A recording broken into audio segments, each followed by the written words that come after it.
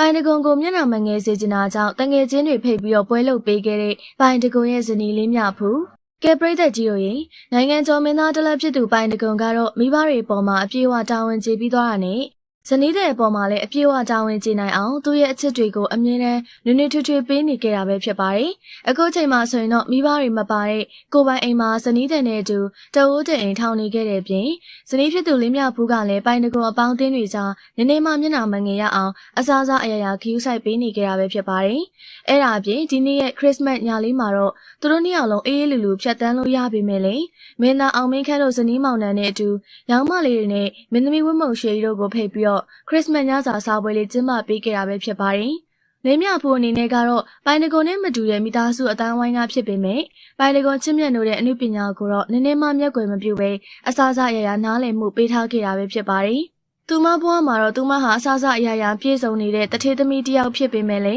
ပိုင်တကွန်ရဲ့ပြဿနာတွေမိသားစုအတိုင်းဝိုင်းတွေရဲ့ထိုးနှက်မှုတွေရှိလာတဲ့အခါမှာတော့နည်းနည်းလေးမှမငြင်းညူပဲဇက်တိုက်တီးခံရင်နားလည်ပေးခဲ့တဲ့သူတစ်ယောက်ပဲဖြစ်ပါတယ်။လေးမြဖူးနားလည်ပေးနိုင်တာကိုသိတဲ့ပိုင်တကွန်ကလည်းအမေဖြစ်သူဟာချွေးမနဲ့အတိုက်ခံနေဖြစ်ပြီးတော့ပြောဆိုနေတဲ့အခါမှာတော့လေးမြဖူးအပေါ်ချစ်ချင်းမြတ်တာတွေနဲ့နွေ့နွေ့ထွေးထွေးဆက်ဆံပေးခဲ့တာကြောင့်ပိုင်တကွန်တို့အတွေ့ကတော့တယောက်နဲ့တယောက်နားလည်မှုအပြန်အလှန်ရှိလွန်းတဲ့အတွက်ပရိသတ်တွေကြားအားကျစရာဖြစ်နေခဲ့ပါပြီ။ဒါကြောင့်ပရိသတ်ကြီးတို့လည်းသူတို့နှစ်ယောက်ရိုးမြေကြပေါင်းဖက်နိုင်ဖို့ဆုတောင်းပေးသွားကြပါအောင်ရှင်။